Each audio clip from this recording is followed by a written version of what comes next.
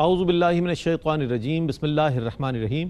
ناظرین محترم السلام علیکم، میں ہوں آپ کا میزبان محمد رئیس احمد۔ رحمت سحر میں ہم آپ کو خوش آمدید کہتے ہیں۔ الحمدللہ کراچی اسٹوڈیوز میں آج 19ویں روزے کی سحری کے حوالے سے ہم آپ کی خدمت میں حاضر ہیں۔ ناظرین، آج جو موضوع ہے بہت اہم موضوع ہے، اسلام کا تعارف آج ہمارا موضوع ہے۔ اور کوئی بھی چیز اپنے تعارف سے پہچانی جاتی ہے، اپنے انٹروڈکشن سے پہچانی جاتی ہے۔ آج ہم بہت سی چیزوں کے بارے میں جانکاری رکھتے ہیں، بہت ساری چیزوں سے، اور جو نئی نئی انوینشنز ہمارے سامنے آ رہی ہیں اس کے بارے میں تو ہماری بڑی توجہ ہے کہ جناب کیا چیز ہے، کس طرح یہ اس چیز کو بنایا گیا ہے، کس طرح لانچ کیا گیا، کس طرح دنیا میں اس سے افادہ عام حاصل کیا جا رہا ہے۔ ان چیزوں کے بارے میں تو ہماری بڑی توجہ ہے۔ لیکن وہ دین جس کے لیے اللہ رب کریم نے ارشاد فرمایا ان الدین عند اللہ الاسلام، کہ اللہ کے نزدیک جو دین ہے وہ اسلام ہے، کیا کبھی اس کی خصوصیت کے حوالے سے ہم نے جاننے کی کوشش کی، یا کیا کبھی کمپیریٹیولی ہم نے دیگر ادیان سے اس تقابلی طور پر اس کا جائزہ لینے کی کوشش کی کہ آیا جو آج دنیا بھر میں بین الاقوامی سطح پر اسلام کو ایک دہشت پسند مذہب اور مسلمان کو ایک دہشت گرد قوم کہا جا رہا ہے، تو کیا یہ تاثر غلط ہے، یا یہ کہ جو کہا جا رہا ہے وہ کہنے والے کہہ رہے ہیں اور ہم اپنی ڈگر پہ قائم ہیں؟ ہمیں سوچنا ہوگا، غور کرنا ہوگا کہ آیا اللہ نے جب اس دین کو پسند فرمایا تو اس میں بے شمار خوبیاں ہیں، اور یہی وہ دین ہے کہ جو دین فطرت ہے، عین فطرت ہے۔ اس حوالے سے اس کی کیا خصوصیات ہیں، اس کا جو فلسفہ ہے وہ کیا ہے، انسانیت کے لیے یہ جو امن فراہم کر رہا ہے اس میں کیسی تعلیمات ہے، انسانیت کو تعلیم کی طرف لا رہا ہے تو اس کی سے کیا فوائد حاصل ہو رہے ہیں۔ بہت ساری چیزیں ایسی ہیں کہ جس میں احترام انسانیت بھی ہے اور صبر بھی ہے، شکر بھی ہے۔ جتنی بھی چیزیں اسلامی تعلیمات کی ہیں وہ اسلام کے تشخص کو ایک بہترین طریقے سے پیش کرتی ہیں۔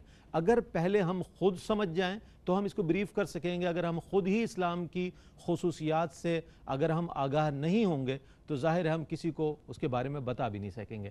آج جو ہے اسلام کا انٹروڈکشن، اسلام کے تعارف کے حوالے سے ہم آپ کی خدمت میں حاضر ہوئے ہیں۔ آج جاننے کی کوشش کریں گے کہ اسلام کا تعارف کیا ہے، اس کا فلسفہ کیا ہے، اس کی خصوصیات کیا ہیں، اس کی تعلیمات کیا ہیں، بین الاقوامی سطح پر جو اس کا تاثر ہے وہ کس قدر غلط طور پر پیش کیا جا رہا ہے، اس کے پرسیپشن کو کیوں اس طرح پیش کیا گیا، کیا وجہ ہے کہ تمام کامل و اکمل تعلیمات ہونے کے باوجود بھی آج مسلمان جو ہے اپنی ناقص کارکردگی کی وجہ سے اقوام عالم کے سامنے وہ تشخص نہیں رکھتے جو صحابہ اکرام رضوان اللہ تعالی علیہم اجمعین کا تشخص تھا، جو سلف صالحین کا تشخص رہا، اور جو آج ہماری رول ماڈل موجود ہے۔ اس حوالے سے انشاءاللہ بات کریں گے۔ استاذ العلماء حضرت علامہ مفتی محمد اکمل صاحب ماشاءاللہ تشریف فرما ہیں، بہت خوبصورت انداز میں گفتگو فرماتے ہیں، قرآن و حدیث کی روشنی میں مدلل ماشاءاللہ جوابات عنایت فرماتے ہیں۔ صاحب السلام علیکم ورحمۃ اللہ وبرکاتہ۔ السلام ورحمۃ اللہ۔ میرے دائیں جانب تشریف فرما ہیں ایک ایسی علمی اور روحانی شخصیت کہ جن کا آپ اور ہم سب بہت احترام کرتے ہیں، اور ایک ایسی شخصیت ماشاءاللہ جو جب بھی وقت ہوتا ہے الحمدللہ ARYQ TV کو ضرور وقت عنایت فرماتے ہیں۔ حضرت پیر طریقت رہبر شریعت غلام قطب الدین فریدی صاحب ماشاءاللہ ہمارے ساتھ تشریف فرما ہے۔ سجادہ نشین کھڑی شریف رحیم یار خان ماشاءاللہ ہمارے ساتھ تشریف فرما ہے۔ السلام علیکم ورحمۃ اللہ وبرکاتہ۔ حضرت سے کل ہم نے آپ کا کلام شاعر بزبان شاعر بھی سنا، بہت لوگوں نے پسند کیا، اور آپ کی کئی کتب جو ہے منصہ شہود پر ظاہر ہو چکی ہیں۔ نظم و نثر میں آپ کی تحریریں بہت خوبصورت ہیں ماشاءاللہ، اور بہت اچھا تعارف رکھتے ہیں ادبی حوالے سے بھی۔ آپ کے ساتھ تشریف فرما ہے ممتاز و معروف ریلیجس اسکالر، ایک ایسے ریلیجس اسکالر ناظرین کہ جو ماشاءاللہ تحقیق کے شعبے میں، تصنیف کے شعبے میں، تدریس کے شعبے میں بہت ماشاءاللہ آپ کا نام ہے، بہت اچھا تعارف ہے، اور ان سے مستقبل میں بہت سی امیدیں وابستہ ہیں۔ ڈاکٹر عمیر محمود صدیقی صاحب ہمارے ساتھ موجود ہیں۔ ڈاکٹر صاحب السلام علیکم ورحمۃ اللہ وبرکاتہ۔ میرے بائیں جانب تشریف فرما ہے عالم اسلام کے ممتاز و معروف، مقبول اور مصروف ثنا خواں، ایک ایسے ثنا خواں کہ کوئی بھی نعت پڑھ دیں آپ، اللہ نے ایسے خوبصورت لحن سے آپ کو نوازا ہے کہ آپ کوئی نعت سن لیں، ان سے دل یہ چاہے گا کہ جناب ہم انہی سے سنیں اور انہی کی آواز میں اس نعت کو سنا جائے۔ جناب ذوالفقار علی حسینی ہمارے ساتھ موجود ہے۔ السلام علیکم ورحمۃ اللہ وبرکاتہ۔ جی وعلیکم السلام ورحمۃ اللہ۔ اور ہمارے ساتھ موجود ہیں جناب زہیب علی اشرفی اور محمد شاہ رخ قادری، دونوں کو السلام علیکم ورحمۃ اللہ وبرکاتہ، خوش آمدید کہوں گا ماشاءاللہ۔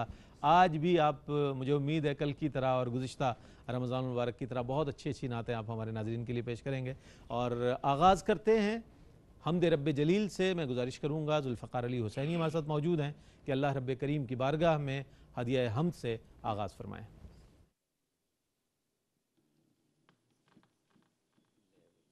جو تیری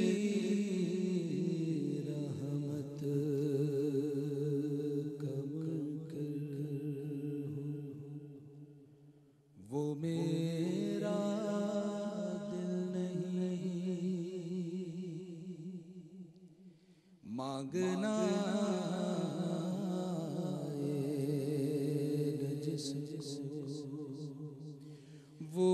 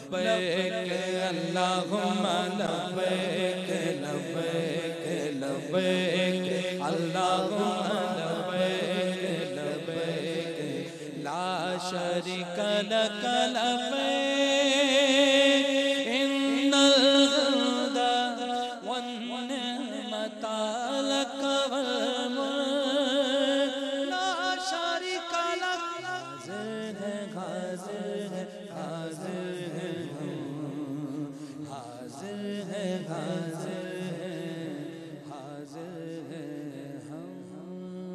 ماشاءاللہ ماشاءاللہ ماشاءاللہ۔ ہدیہ ہم پیش کر رہے تھے جناب ذوالفقار علی حسینی۔ حاضر ہوتے ہیں ایک وقفے کے بعد، ہمارے ساتھ رہیے گا۔ ناظرین آپ کا خیر مقدم ہے رحمت سحر میں۔ آج موضوع ہے اسلام کا تعارف۔ اس حوالے سے ہم جاننا چاہیں گے قبلہ مفتی محمد اکمل صاحب کی خدمت میں۔ فرمائیے گا مفتی صاحب، اسلام کا تعارف آج ہمارا موضوع ہے، میں چاہوں گا اس کو تھوڑا سا آپ ڈسکرائب فرما دیں، وضاحت فرما دیں تو ہم آگے بڑھتے ہیں۔ اعوذ باللہ من الشیطان الرجیم، بسم اللہ الرحمن الرحیم۔ اللہ تبارک و تعالیٰ نے ہر دور میں کچھ اپنے ایسے منتخب بندوں کو بھیجا جنہوں نے عقائد اور اعمال کی اصلاح کے لیے کچھ تعلیمات کا مجموعہ ان کے سامنے پیش کیا، جو یقیناً من جانب اللہ تھا۔ پہلے دور میں اس تعلیمی مجموعے کو آج بھی دین کا نام سے تعبیر کیا جاتا ہے، جو عقائد اور اعمال کی تعلیم پر مشتمل تھا، لیکن پہلے دور میں اسے منسوب کیا جاتا تھا نبیوں کی طرف، دین عیسیٰ، دین موسیٰ، دین ابراہیم۔ ہمارے نبی کریم صلی اللہ علیہ وسلم جب تشریف لائے تو خاص اس دین کا ایک نام رکھا گیا اسلام، کہ یہ دین اسلام ہے۔ تو گویا کہ اسلام عقائد اور اعمال کی تعلیم کا ایک مجموعہ ہے، یہ تھیوری پیش کرتا ہے اور اس کا پریکٹیکل نبی کریم صلی اللہ علیہ وسلم نے کر کے دکھایا۔ اسی لیے حضرت طریقت کے آدمی بیٹھے ہوئے ہیں، چار چیزیں ہوتی ہیں، ایک ہوتی ہے طریقت، پھر شریعت ہے، پہلے بلکہ یوں کر لیں، شریعت پھر طریقت پھر معرفت اور پھر انسان حقیقت تک پہنچتا ہے۔ شریعت تھیوری ہے، طریقت نبی کریم صلی اللہ علیہ وسلم کا عمل مبارکہ ہے۔ جب یہ دونوں چیزوں کا اجتماع ہوتا ہے تو پھر معرفت حاصل ہوتی ہے، اور جب ان تینوں کا اجتماع ہو جاتا ہے تو انسان حقیقت تک پہنچ جاتا ہے۔ اب یہاں پہ تو صورتحال یہ ہے کہ نہ شریعت کا پتہ ہے نہ طریقت کا پتہ ہے حقیقتاً، جو مطلب یہ کہ عام قسم کے لوگ کھڑے ہو گئے ہیں، تو یہ اصل میں ہے۔ تو اللہ تبارک و تعالیٰ نے اس کا خاص ایک نام رکھا اسلام۔ اب اسلام جو ہے وہ سمجھ لیں عقائد کی تعلیمات اور اعمال کی تعلیمات، اس کے مجموعے کا نام ہے۔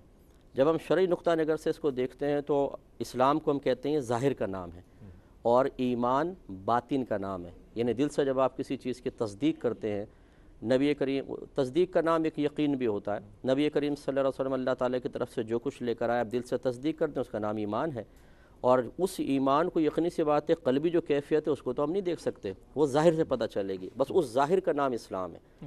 اس کا مطلب ہے اگر کوئی شخص اپنے عقائد ظاہر کرتا ہے کہ میرے یہ عقائد ہیں اور وہ اسلام کے موافق، ہم کہیں گے یہ اسلام کا حامل ہے، مسلمان ہے۔ یا وہ اپنے عقائد ظاہر نہیں کرتا، ہمارے سامنے کلمہ پڑھتا ہے صرف، یہ بہت بڑی ایک عقیدے کے درست ہونے کی علامت سمجھی جاتی ہے۔ ہم کہ اور چیز بعد میں دیکھیں نہ دیکھیں، ہم کہیں گے یہ مسلمان ہے۔ ایسی چند اعمال کا مجموعہ اگر اس کے اندر نظر آتا ہے، مثلا وہ نماز پڑھتا ہوا نظر آئے، قربانی کرتا ہوا نظر آئے، حج کرتا ہوا نظر آئے، تو ہم کہیں گے یہ مسلمان ہے۔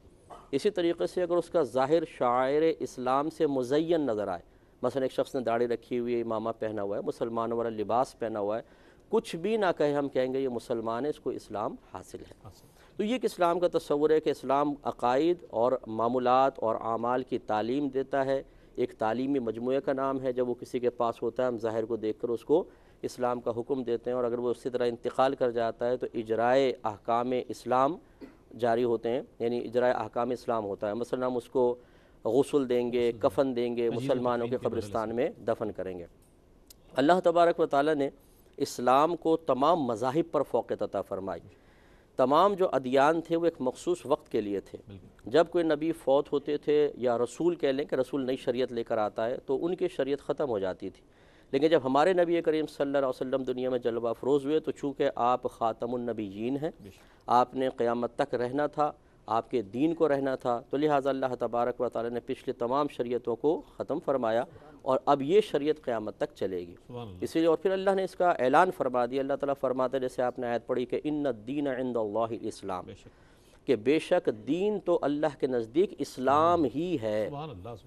اور اس کی کاملیت اور جامعیت کی طرف اشارہ کرتے ہوئے اللہ تبارک و تعالیٰ نے جو آخری آیات نازل ہوئی ہیں جن کے بارے میں کہا جاتا ہے کہ الیوم اکملت لکم دینکم واتممت علیکم نعمتی، کہ اللہ تعالیٰ نے واہ آج تمہارے لیے تمہارے دین کو کامل کر دیا مکمل کر اور تم پر اپنی نعمت کو تمام کر دیا. سبحان اللہ وَرَضِيتُ لَكُمُ الْإِسْلَامَ دِينًا، اور تمہارے لیے دین کے اعتبار سے اسلام سے راضی ہوا، واہ اسلام کو پسند فرما واہ لیا. واہ اس کا مطلب یہ ہوا کہ اب اسلام پر چلے بغیر، اسلام کو اختیار کیے بغیر نجات نہیں ہے. نبی کریم صلی اللہ علیہ وسلم نے خود ارشاد فرمایا، بخاری کی روایت ہے کہ جو یہودی یا عیسائی جو کچھ میں لے کر آیا ہوں اس کو سنے اور اس کے بعد بھی مجھ پر ایمان لے کر نہ آئے وہ جہنم میں جائے گا. اللہ اب یعنی موقوف ہے اخروی نجات، اللہ کی بارگاہ میں مقبول ہونا، کسی کے نظریات یا تعلیم کا اللہ کی بارگاہ میں مقبول کیا جانا اس بات پر کہ وہ نبی کریم کو اپنا نبی تسلیم کرے، اسلام کو مذہب کامل مذہب تصور کرے اور اس پر چلے گا تو پھر وہ نجات پائے گا ورنہ نجات نہیں پا سکتا. بہت عمدہ انداز میں مفتی صاحب نے ایک سوال کے جواب میں کئی سوالات کے جوابات دے دیے.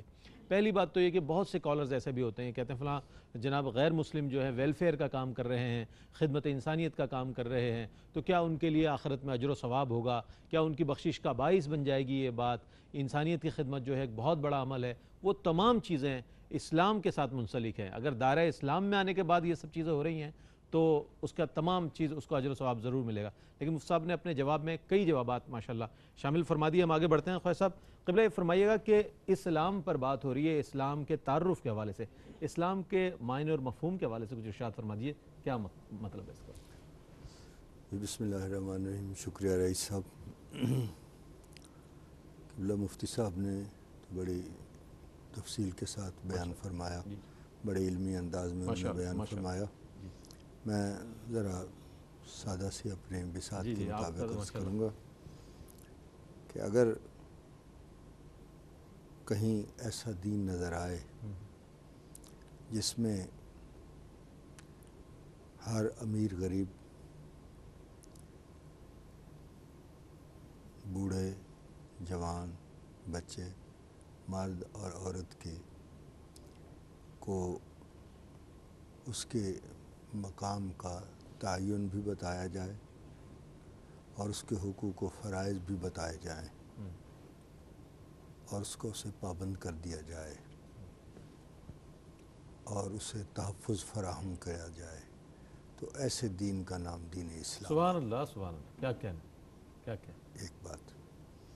دوسری بات یہ جس طرح قبلہ مفتی صاحب نے شریعت، طریقت، معرفت اور حقیقت کے حوالے سے بڑے علمی انداز میں بیان فرمایا، میں ذرا ایک سادہ سی مثال دے کر عرض کرتا ہوں کہ آپ کو اگر گھی کی ضرورت ہو تو اس کا طریقہ کار کیا ہے؟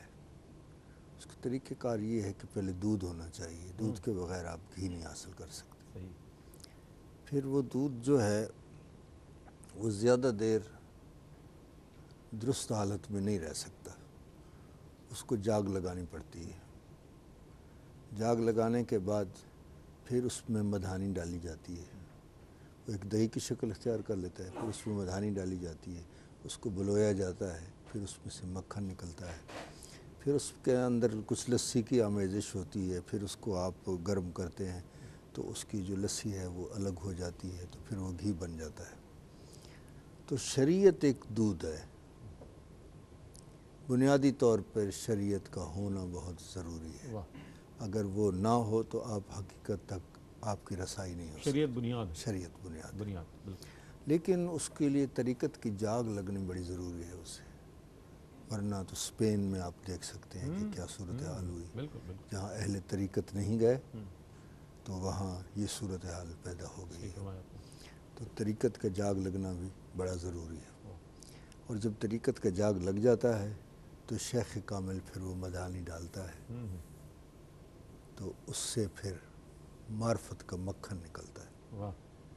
اور پھر اس مکھن کو جب وہ گرمائش دی جاتی ہے مجاہدات کے ذریعے، ریاضت کے ذریعے، تو پھر اس میں اس کے ساتھ حقیقت کا جو گھی ہے وہ نکل آتا ہے. یہ وہ چیزیں ہیں کہ اسلام کے اندر. بڑے اچھے انداز میں آپ نے، چونکہ عرفاء کا، صوفیہ کا یہی انداز ہوا کرتا ہے کہ مثالوں، عام مثالوں کے ذریعے اپنے مفاہیم پہنچاتے ہیں. اور بہت خوبصورت انداز میں خواجہ صاحب نے ماشاءاللہ جواب مکمل فرمایا.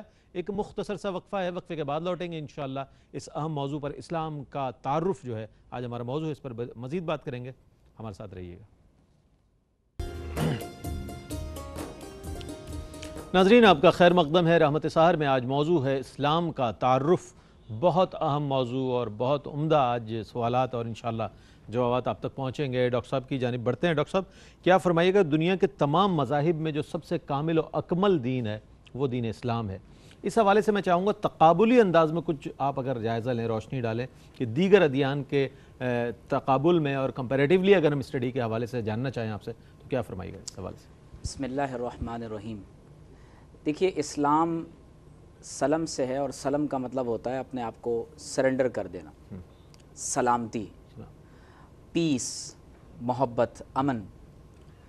اللہ تبارک و تعالیٰ کے تمام انبیاء کرام علیہ السلام نے حضرت آدم علیہ السلام سے لے کر حضرت سیدنا مسیح علیہ السلام تک جو کچھ پیش کیا ہے وہ اسلام ہے. لیکن اس دین کا اکمال اور اتمام خاتم النبیین محمد رسول اللہ صلی اللہ علیہ وسلم نے اپنے زمانہ مبارک میں قرآن مجید اور اپنے اسوہ حسنہ کے ساتھ فرمایا.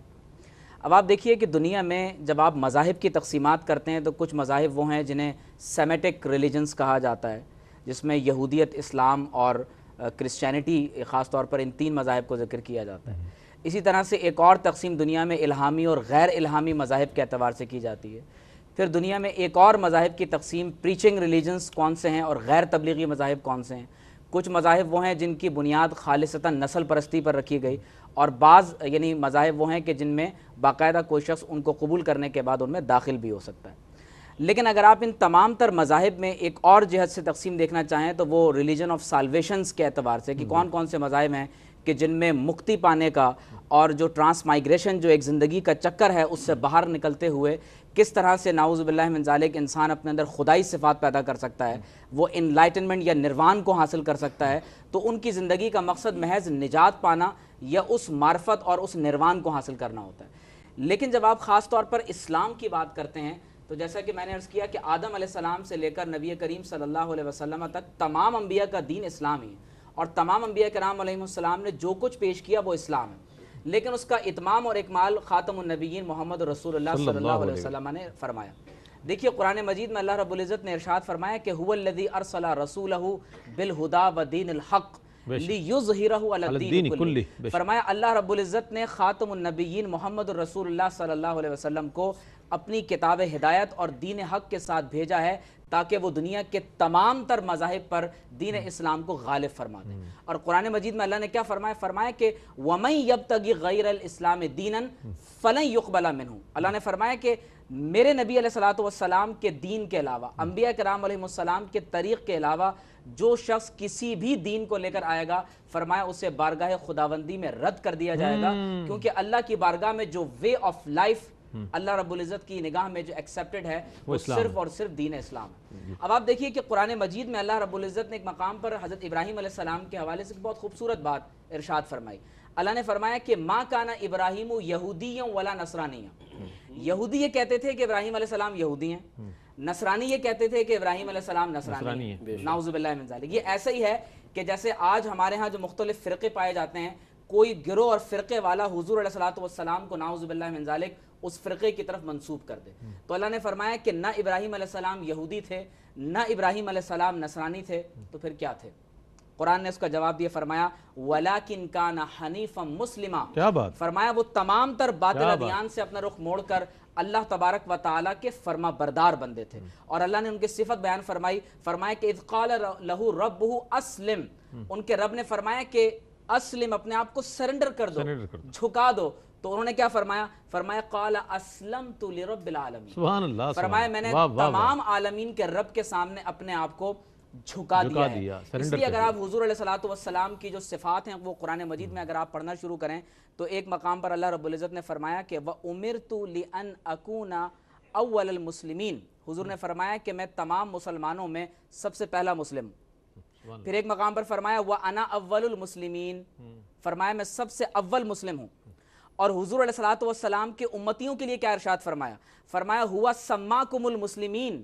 اللہ نے تمہارا نام کیا رکھا ہے؟ فرمایا تمہارا نام مسلم رکھا ہے کہ تم اپنے آپ کو حضور علیہ الصلوۃ والسلام کی بارگاہ میں سرنڈر کر دیتے ہو۔ اب آپ دیکھیے قرآن مجید میں ایک اور جگہ اللہ رب العزت نے فرمایا کہ وَلَهُ أَسْلَمَ مَنْ فِي السَّمَاوَاتِ وَالْأَرْضِ، یہ کائنات میں تم جو کچھ دیکھتے ہو یہ آسمانوں کی رفت ہے، پہاڑوں کی صلابت ہے، سمندروں کی طغیانی ہے، دریاؤں کی روانی ہے، پرندوں کا چہچہانا ہے، فضاؤں کا چلنا ہے۔ فرمایا کائنات میں جو کچھ ہے اس سب نے اپنے آپ کو رب العالمین کے آگے سرنڈر کیا ہوا، وہ سب مسلم ہیں۔ اور حضور فرما رہے ہیں کہ اللہ کی تمام تر مخلوقات میں انا اول المسلمین، تو اس کا مطلب یہ ہوا کہ اللہ رب العزت کی یعنی مخلوقات میں سب سے پہلے اللہ رب العزت نے جس ذات اقدس کو پیدا فرمایا، اور حضور نے فرمایا کہ سب سے پہلے میرے نور کو پیدا کیا گیا، تو اللہ کے سب سے پہلے فرما بردار اور سب سے پہلے مسلم محمد رسول اللہ صلی اللہ علیہ وسلم کی ذات اقدس ہے۔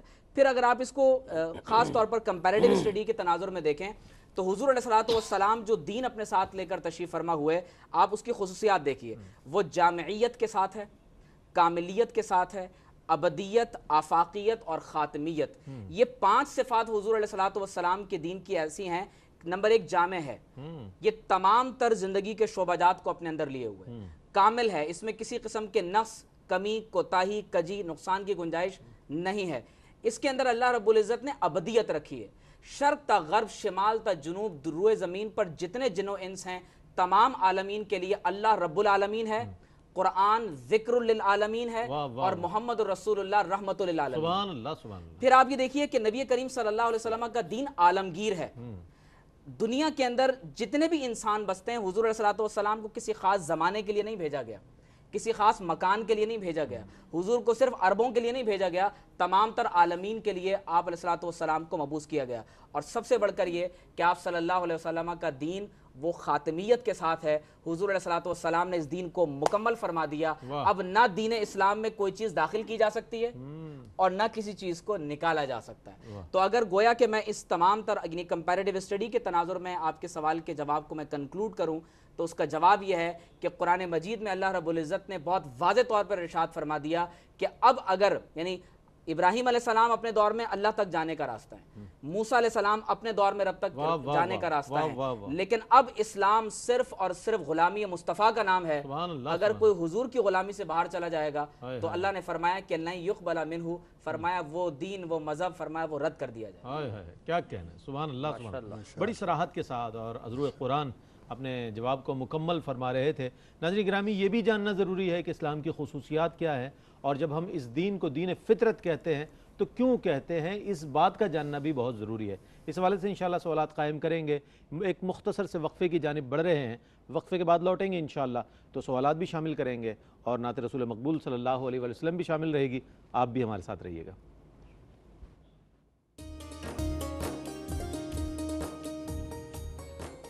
ناظرین آپ کا خیر مقدم ہے رحمت سحر میں۔ آج موضوع ہے اسلام کا تعارف، اور بہت عمدہ پہلے سیگمنٹ میں اور دوسرے سیگمنٹ میں گفتگو آپ تک پہنچی ہے۔ انشاءاللہ مزید سوالات کا سہارا لیں گے اور اس موضوع کو ڈسکرائب کرنے کی کوشش کریں گے۔ نعت رسول مقبول صلی اللہ علیہ وآلہ وسلم کے لیے ملتمس ہوں جناب ذوالفقار علی حسینی سے کہ سرکار کی بارگاہ میں اپنی عقیدت و محبت پیش کریں۔ ڈاکٹر صاحب کا حکم ہے کلام کے لیے کہ سرکار دو عالم کے رخ پر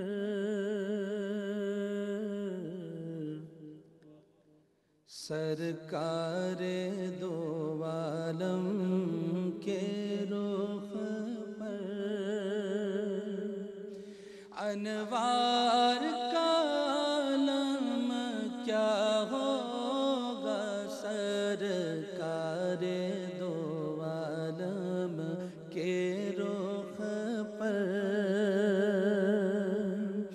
سرکار دو عالم کے رخ پر وار کا عالم کیا ہوگا جب زلف کا وصف ہے قرآن میں رخسار کا عالم کیا ہوگا جب زلف کا ذکر ہے قرآن میں رخسار کا عالم کیا ہوگا محبوب خدا کے جلووں سے ماں کی آنکھیں روشن ہیں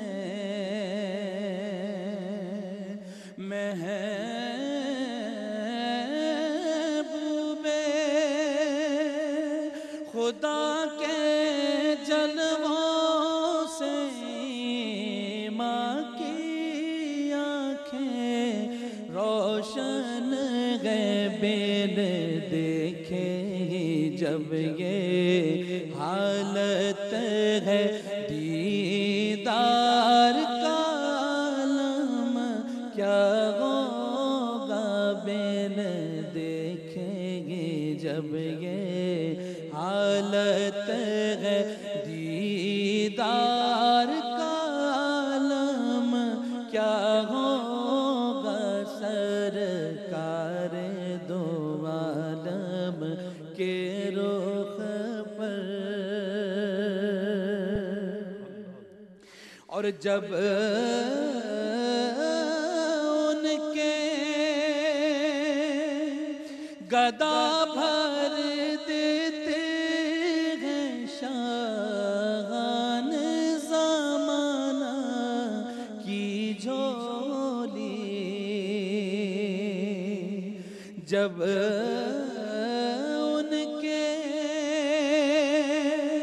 گدا بھر دیتے ہیں شاہان زمانہ کی جھولی محتاج کی جب یہ حالت ہے مختار کا عالم کیا ہوگا محتاج کی جب یہ حالت ہے مختار کا عالم کیا ہوگا سرکار دو عالم کے رخ پر طیبہ سے ہوا جب آتی ہے بے کل کو سکون مل جاتا ہے طیبہ سے ہوا جب آتی ہے بے کل کو سکون مل جاتا ہے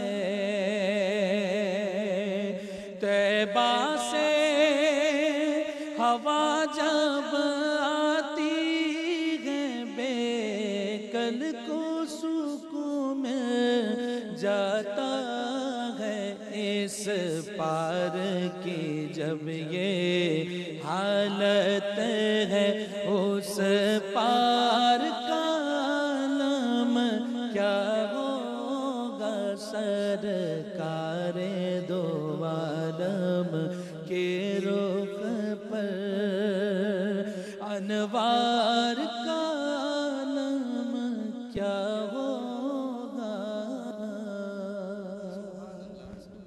ماشاءاللہ ماشاءاللہ بارگاہ رسالت میں آپ صلی اللہ علیہ وآلہ وسلم میں بیکل اتساہی صاحب کا لکھا ہوا خوبصورت نعتیہ کلام پیش فرما رہے تھے جناب ذوالفقار علی حسینی. بہت خوبصورت کلام، ایک ایسا کلام کہ جو سہل ممتنع میں ہے لیکن خوبصورت کلام ہے، بہت اچھے مضامین ہیں اس میں.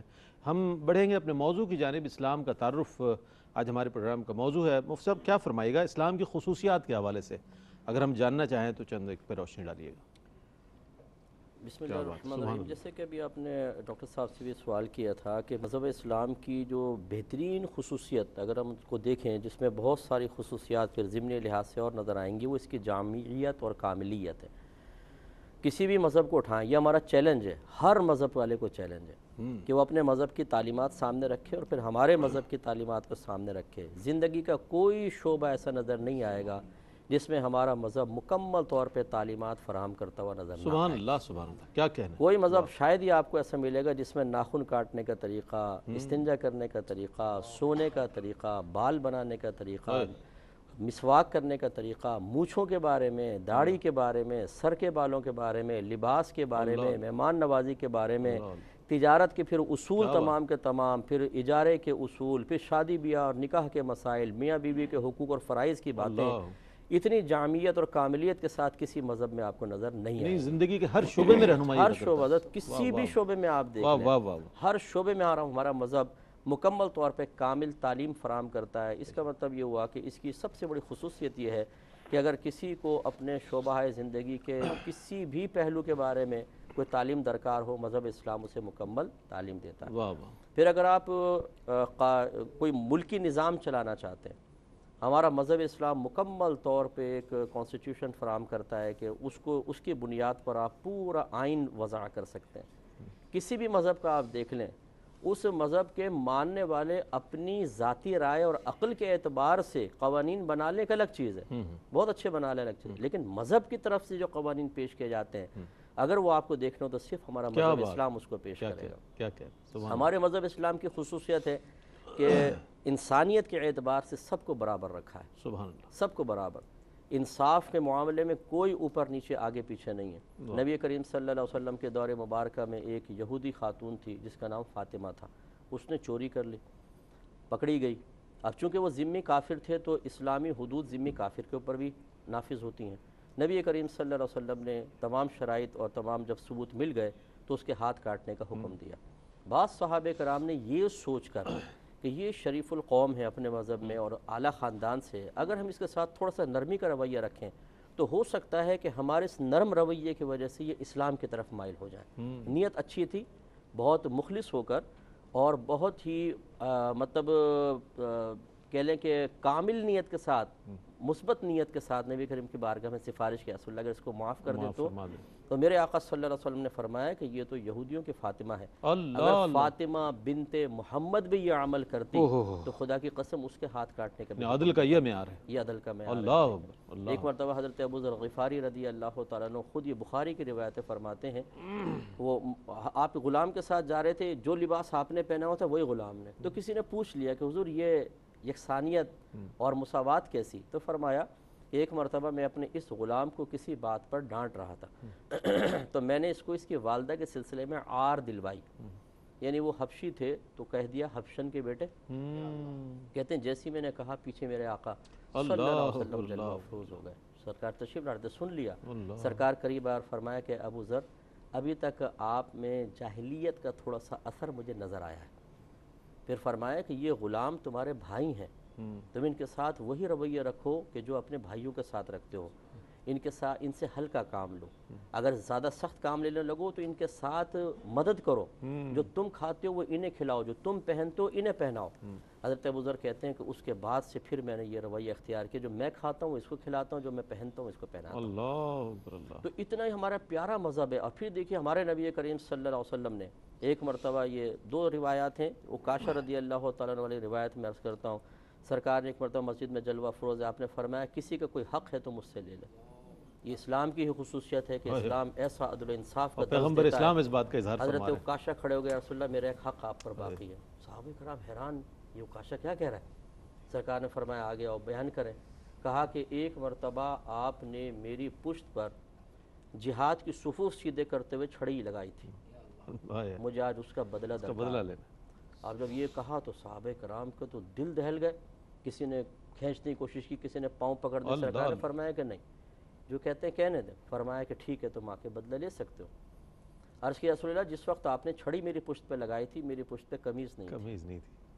اب آپ غور کیجئے، اگر میں ابھی آپ سے کہوں کہ ذرا اپنی پشت تو دکھائیں ذرا سب کے سامنے، مجھے آپ کہیں میں ایک عام سا معمولی سا انسان ہوں لیکن مجھے شرم آئے گی، مجھے شرم آئے گی رسول اللہ کا عدل دیکھیں اللہ، اور میرے آقا صلی اللہ علیہ وسلم سید الاولین والآخرین، اللہ تعالیٰ کے محبوب ترین نبی، جن کے سامنے فرشتے بھی حاضر ہوتے ہوئے کانپتے ہوئے حاضر ہوتے ہیں کہ بے ادبی بارگاہ رسول نہ ہو جائے کہ ہماری ولایتیں سلب ہو جائیں۔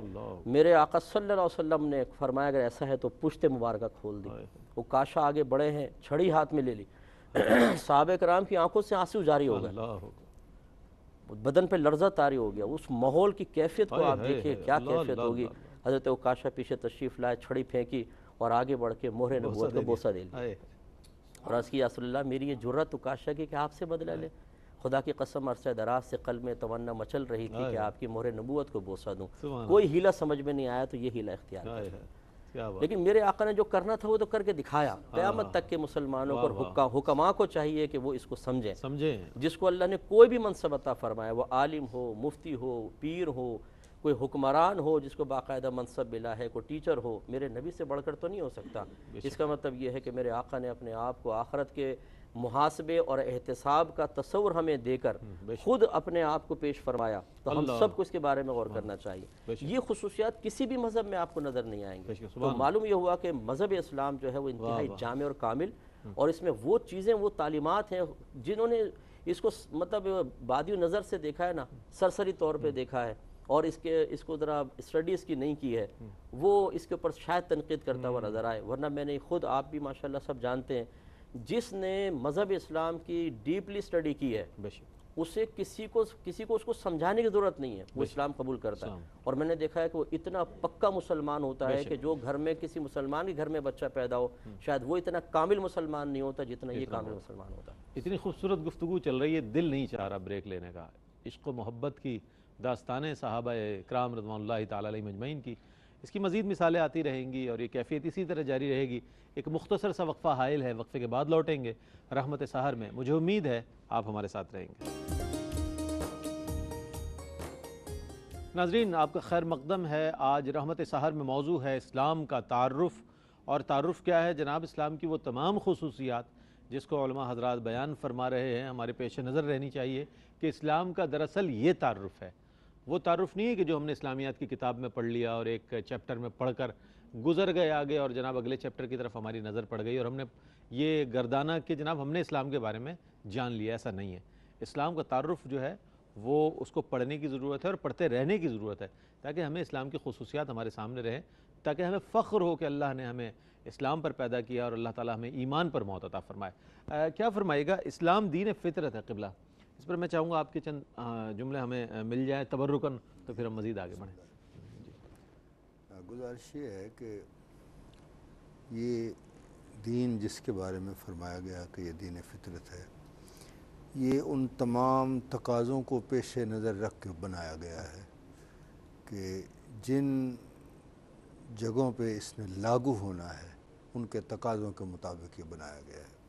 انسان جو بنا ہے یہ پانی, مٹی, آگ اور ہوا سے یہ بنا ہے. بالکل. یہ تمام متضاد چیزیں ہیں. ان میں بیلنس رکھنا بڑا ضروری ہے. ان میں سے اگر ایک چیز زیادہ ہو جائے تو وہ نظام اس کا درم برم ہو جاتا ہے, بہت سی چیزیں ہو جاتی ہیں. تو اس کو اس طرح سے بنایا گیا ہے کہ اس کے تمام تقاضوں کو پیش نظر رکھ کے یہ بنایا گیا ہے. بڑا بیلنس نظام بنایا گیا ہے. تو یہی وجہ ہے کہ اس میں سرور عالم صلی اللہ علیہ وسلم نے جو نظام دیا ہے اس کے اندر بڑا اعتدال ہے. ہر ایک چیز کے اندر اعتدال ہے. تو اللہ تعالیٰ نے فرمایا فطرت اللہ التی فطر الناس علیہا, لوگوں کو اسی چیز پہ اللہ تبارک ناس کو, لوگوں کو اس پر پیدا کیا ہے. لیکن سرور عالم صلی اللہ علیہ وسلم نے صرف انسانوں کے لیے نہیں بلکہ حیوانوں کے لیے بھی, تمام جانوروں کے لیے, پرندوں کے لیے حضور سرور عالم صلی اللہ علیہ وسلم نے ان کے لیے بھی ایک نظام وضع فرمایا ہے. وہ آپ اس حدیث پاک کو آپ کے ذہن میں ہوگی کہ جب وہ ایک اونٹ بوڑھا ہو گیا تو اس کے جو مالک تھے وہ باپ اور بیٹے نے رات کو مشورہ کیا کہ آج یہ تو اب بوجھ اٹھانے کے قابل نہیں ہے, تو اس کو کسائی کے حوالے کر دیا جائے, قصاب کے حوالے کر دیا جائے. تو اونٹ نے وہ بات سن لی. اب اس نے سوچا کہ کیا کوئی ہے جو میری مدد کر سکے, تو اس کی نظر سوائے سرور عالم صلی اللہ علیہ وسلم کے اور کسی کی طرف نہیں تھی. وہ صبح صبح جلدی دوڑتا ہوا سرکار کی بارگاہ میں حاضر ہوا.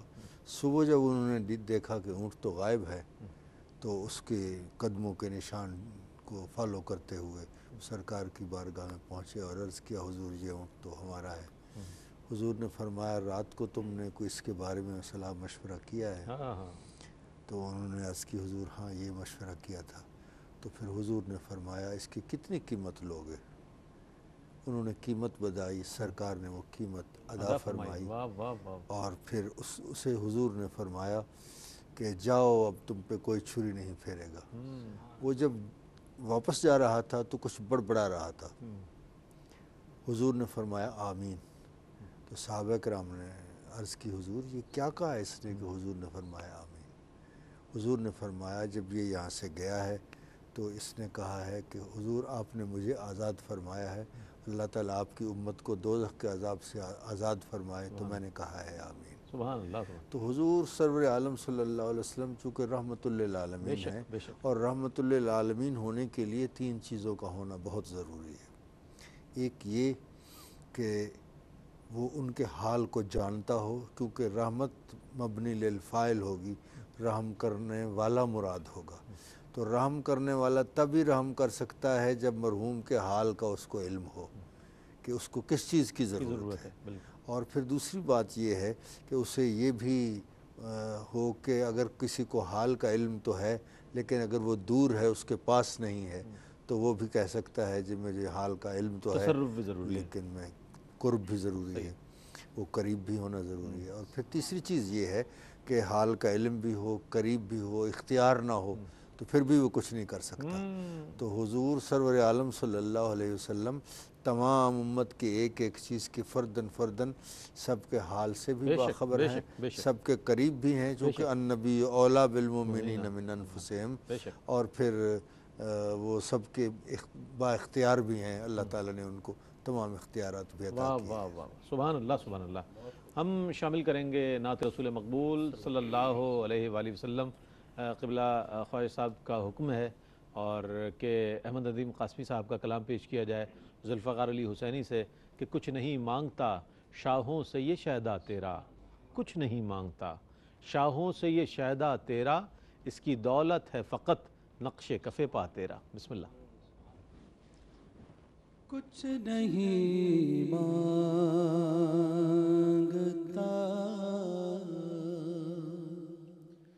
شاہوں سے یہ شہدہ تیرا،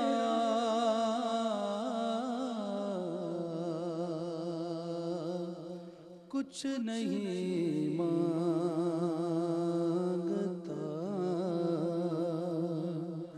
شاہوں سے یہ شہدہ تیرا،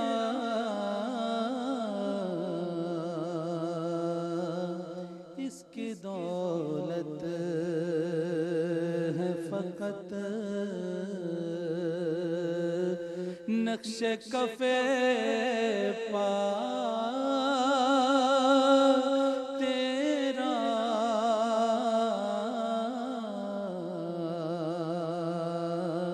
اس کی دولت ہے فقط نقش کف پا تیرا،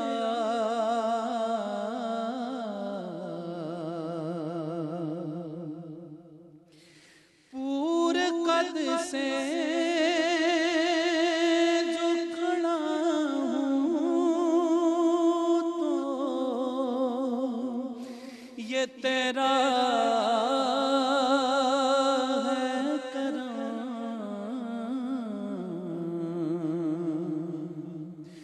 پورے قد سے جو کھڑا ہوں تو یہ تیرا ہے کرم، مجھ کو جھکنے نہیں دیتا ہے سغارا تیرا،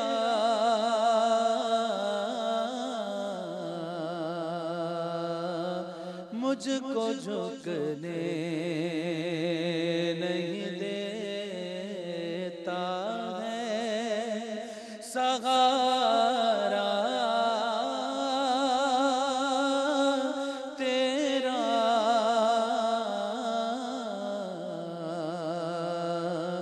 کچھ نہیں مانگتا.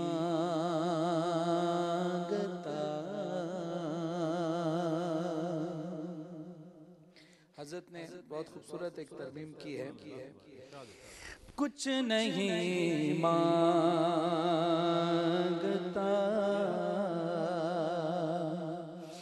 یہ حقیقت ہے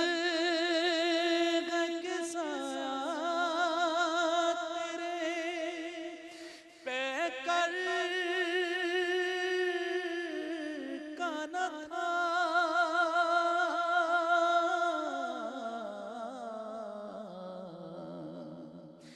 لوگ کہتے ہیں یہ حقیقت ہے کہ سایہ تیرے پہ کر کا نہ تھا.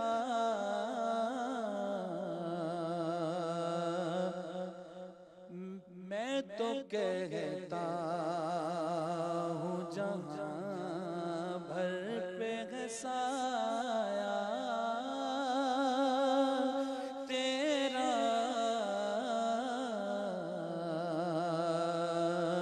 میں تو کہتا ہوں جہاں بھر پہ ہے سایہ تیرا.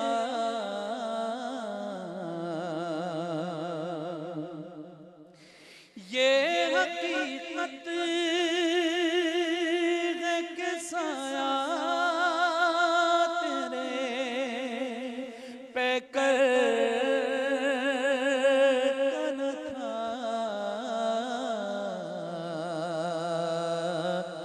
میں تو کہتا ہوں جہاں بھر پہ ہے سایہ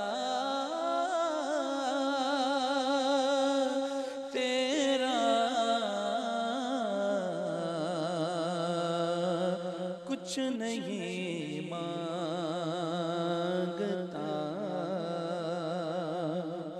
اور دستگیری میری تنہائی میں تو نے ہی تو کی.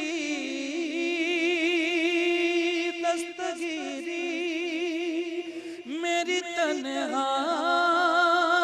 میں تو نے ہی تو کی.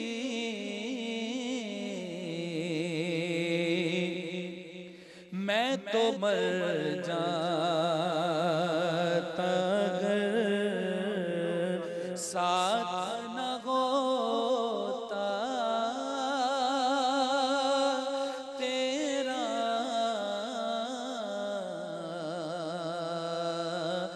میں تو مر جاتا اگر ساتھ نہ ہوتا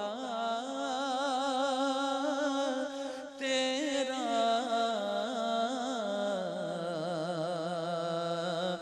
کچھ نہیں مانگتا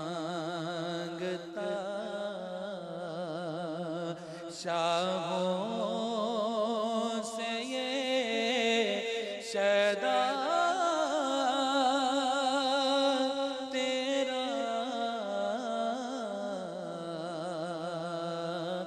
اس کی دولت ہے فقط نقش کفے پا تیرا.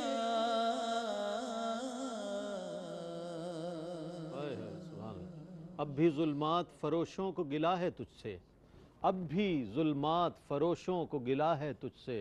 رات باقی تھی کہ سورج نکل آیا تیرا. اور شرق اور غرب میں بکھرے ہوئے گلزاروں کو، شرق اور غرب میں بکھرے ہوئے گلزاروں کو نہ خطیں بانٹتا ہے آج بھی صحرا تیرا۔ احمد ندیم قاسمی صاحب کا کلام، بہت خوبصورت کلام، بڑے ہی خوبصورت انداز میں ذوالفقار علی حسینی پیش کر رہے تھے۔ ہم ایک مختصر سے وقفے پر جا رہے ہیں، وقفے سے لوٹیں گے، مجھے امید ہے رحمت سحر میں آپ کا اور ہمارا ساتھ رہے گا۔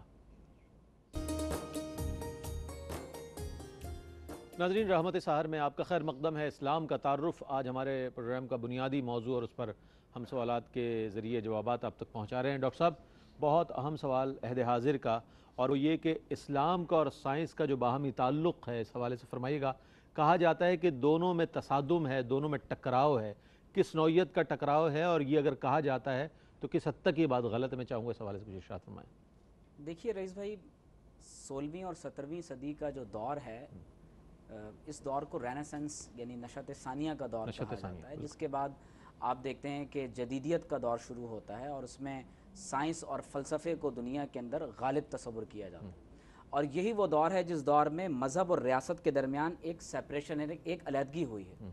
اور افسوس کی بات یہ ہے کہ اس وقت امت مسلمہ میں بہت سے لوگ ایسے ہیں جو اپنے آپ کو مسلمانوں کی انٹیلیجنشیا کے ساتھ جو ہے وہ جوڑتے ہیں، لیکن وہ بھی نعوذ باللہ من ذالک اس جھوٹے پروپیگنڈے کے اندر آئے، اور انہوں نے بھی اسلام کو لائک اینی ادر ریلیجن، ایک مذہب، ایک محض ایک مذہب اور چند عبادات کا مجموعہ سمجھتے ہوئے کہا کہ جس طرح سے دیگر مذاہب کو ریاست سے الگ ہونا چاہیے تو اسلام کو بھی ریاست سے الگ ہونا چاہیے۔ اب آپ دیکھیے کہ قرآن مجید اور حضور علیہ الصلوۃ والسلام کا اسوہ حسنہ، ان دو چیزوں کو اگر آپ اپنے سامنے رکھیں تو ہم اس نتیجے پر پہنچتے ہیں کہ اللہ تبارک و تعالی نے ما کانا وما یکون جو ہے وہ اللہ رب العزت نے قرآن مجید میں بیان فرمایا، اور اس کی جو عملی یعنی مثال ہے وہ حضور علیہ الصلوۃ والسلام کی سیرت طیبہ کی صورت میں ہمارے سامنے موجود ہے۔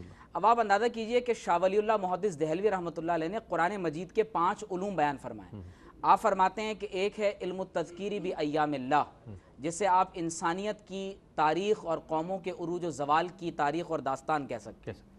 ایک علم ہے علم التذکیری بالموت وما بعد الموت، جسے آپ میٹا فزکس، آنٹولوجی یا what is death and what is beyond the death، یہ تمام کا تمام موضوع اس سے تعلق رکھتا ہے۔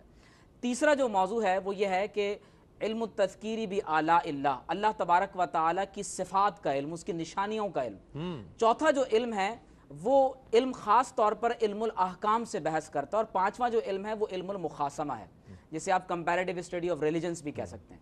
اب آپ اندازہ کیجئے کہ صرف علم الاحکام میں کتنی ڈیپتھ ہے، ہماری عبادات، معاملات، خاندان، سماج، پھر اس کے بعد آپ کا عدالتی نظم جسے آپ سبسٹینٹیو لاء کہتے ہیں، آپ کا پروسیجرل لاء، آپ کا انٹرنیشنل اور نیشنل لاء، یہ تمام کے تمام قوانین گویا کہ بچہ ماں کے پیٹ میں ہو اس وقت سے لے کر اس کا یعنی دنیا کے اندر آنا، اس کا بچپن، لڑکپن، جوانی، بڑھاپا، زندگی کا کوئی بھی انفرادی یا اجتماعی شعبہ ہو، اسلام ان تمام تر شعبہ جات کو اپنے اندر لیے ہوئے۔ اب آپ اندازہ کیجئے کہ جب آپ سائنس کی بات کرتے ہیں تو ایک طویل زمانے تک یہ سمجھا جاتا رہا کہ شاید ریلیجن اور سائنس کے درمیان ایک کانفلکٹ ہے، یعنی ایک تضاد پایا جاتا ہے، کیونکہ سائنس جو ہے وہ عقل کی بات کرتی ہے، وہ پیور ریزننگ کی بات کرتی ہے، جبکہ دوسری طرف مذہب جو ہے وہ عقل کا رد کرتا ہے۔ اور اسی لیے آپ دیکھتے ہیں کہ کرسچینٹی کو یا دیگر مذاہب کو جو ہے وہ یعنی کلیتاً یورپ کے اندر رد کر دیا گیا، اور یہاں تک کہا گیا کہ I think therefore I am، یعنی میرے وجود کی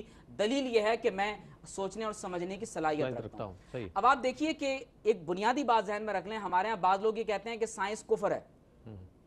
اچھا، دوسری طرف بعض لوگوں نے یہ طریقہ اختیار کر لیا کہ اب وہ اسلام کو سائنس کے تابع کرنے لگے۔ یہ دونوں رویے غلط ہیں۔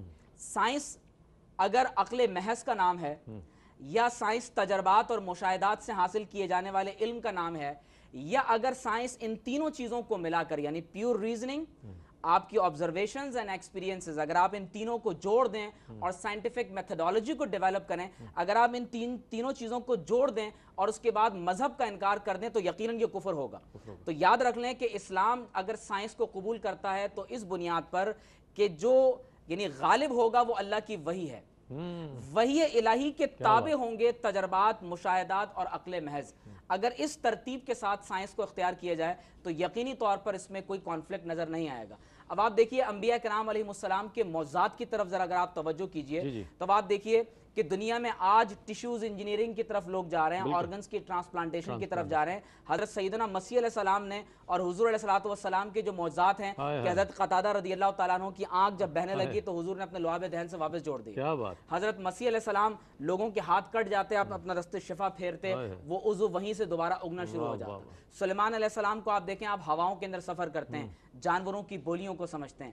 پھر آپ دیکھیے کہ حضرت یونس علیہ السلام سمندر کے اندر مچھلی کے پیٹ میں رہتے ہیں. سلیمان علیہ السلام کے دور مبارک میں ایک شخص جس کے پاس کتاب اللہ کا تھوڑا سا علم ہے، وہ پلک جھپکنے کی دیر میں یعنی کتنی دیر ہوتی ہے، وہ بلقیس کا تخت ہزاروں میل سے اٹھا کر وہ سلیمان علیہ السلام کے دربار میں پیش کر دیتا ہے. اور پھر سب سے بڑھ کر یہ کہ محمد الرسول اللہ صلی اللہ علیہ وآلہ وسلم جب معراج پر تشریف لے گئے تو دیگر انبیاء کرام علیہ السلام کے معجزات وہ یقینی طور پر زمین کے حد تک تعلق رکھتے تھے. مسیح علیہ السلام آسمانوں پر بھی تشریف لے گئے، لیکن محمد الرسول اللہ صلی اللہ علیہ وسلم جب شب معراج میں رب العزت کے دیدار کے لیے تشریف لے گئے تو آپ اندازہ کیجئے کہ یہ زمین، آسمان، یہ چاند، سورج، ستارے، سیارے، عرش و کرسی، یہ سب کچھ حضور علیہ السلام کی سفر یعنی گرد سفر کے اندر گم ہو گئے.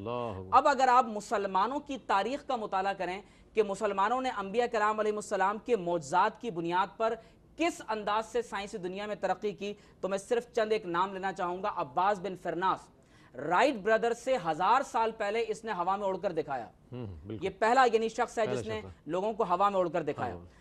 شیخ زہراوی، یہ وہ پہلا مسلم طبیب ہے تاریخ انسانیت کے اندر جس نے عمل جراحی کے آلات بنا کر دکھایا انسانیت کو. اس کی کتاب و تصریف پڑھ کر دیکھیں، اس میں عمل جراحی کے باقاعدہ آلات بنے ہوئے ہیں. ابن الحیثم.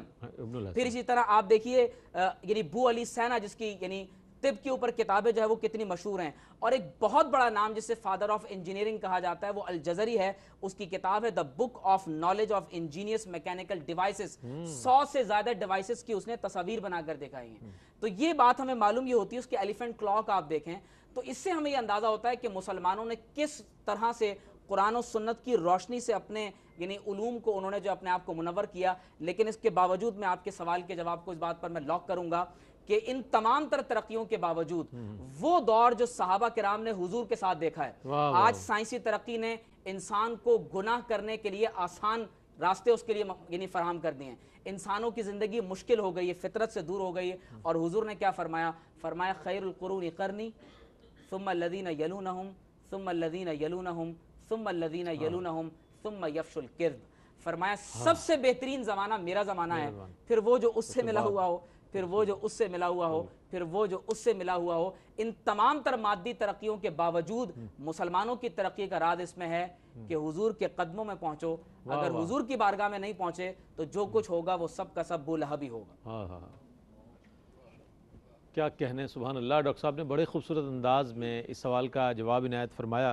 میں مفتی اکمل صاحب قبلہ تشریف فرما ہے. مفتی صاحب یہ فرمائیے گا، ایک سوال یہ بھی ہے کہ اسلام میں حلال و حرام کا جو فلسفہ ہے اس کی بھی بڑی ایک اہمیت ہے ہماری زندگیوں میں، اس کے حوالے سے کوئی ارشاد فرمائیے گا. جی ہاں، دیکھیں اللہ تبارک و تعالیٰ نے جو احکام نازل فرمائے، ہمارے فقہ حنفی کے روشنی میں یہ احکام اصل میں ابتلا ہیں. ابتلا کا مطلب کسی کو آزمائش میں مبتلا کرنا. اور جب انسان آزمائش میں مبتلا ہوتا ہے تو اسی وقت مبتلا ہوتا ہے کہ جب ہر چیز اس کی مرضی کے موافق نہیں ہوتی. کچھ چیزیں موافق ہوتی ہیں، کچھ غیر موافق ہوتی ہیں. موافق چیزوں کو اگر منع کر دیا جائے تو طبیعت انسانی پریشان ہوتی ہے، اور غیر موافق کو اگر کہا جائے اختیار کرو تو اس میں بھی مسائل ہیں. یہی آزمائش ہے. تو اسی طریقے سے اللہ تبارک و تعالیٰ نے بہت سی چیزوں میں ایسی چیزیں کہ جس کی طرف طبیعت انسانی کا میلان ہو سکتا ہے انہیں حرام فرما دیا. مثال کے طور پر شراب کی آپ مثال لے لیں. شروع اسلام میں شراب بھی حلال تھی. نشہ اگرچہ یہ ہمیشہ یاد رکھیں کہ نشہ ہر امت میں حرام رہا ہے، شراب حلال رہی ہے. یعنی گویا کہ صحابہ کرام کے دور میں بھی شراب اگر جیسے تھی شروع میں اسلام کے اندر تو وہ نشہ پھر بھی منع رہا، شراب پینا جائز تھا، لیکن بعد میں اس کو بھی منع کیا گیا. اسی طریقے سے پھر بہت سارے کھانے پینے کی چیزوں کے اندر آپ دیکھیں، پھر پیسہ کمانے کے طریقے ہیں، ان میں نبی کریم نے پوری تعلیمات فراہم کی. اب انسان بعض اوقات ایک فطرت انسانی ہے کہ بہت سی چیزوں کو پسند کرتا ہے، لیکن اللہ تبارک و تعالیٰ نے ان کو منع فرمایا اپنے حبیب کے ذریعے. اور بہت سی چیزیں ایسی ہوتی ہیں جس کو پسند نہیں کرتا وہ لازم کر دیں، جیسے عبادات. حلال کمانا، حلال سرکار نے فرمایا حرام تمہاری طرف بکثرت آئے گا، لیکن حلال بہت ہی قلیل حاصل ہوگا، اور حلال جب سرکار جس کو حلال فرمائے تو پھر اس کا مطلب وہ جو شکوک و شبہات سے بھی پاک و صاف ہو۔ واہ واہ اسی طریقے سے ہر چیز کے اندر دیکھیں، نگاہوں کے اندر کچھ حلال کچھ حرام، سننے میں حلال حرام، بولنے میں، سوچنے میں۔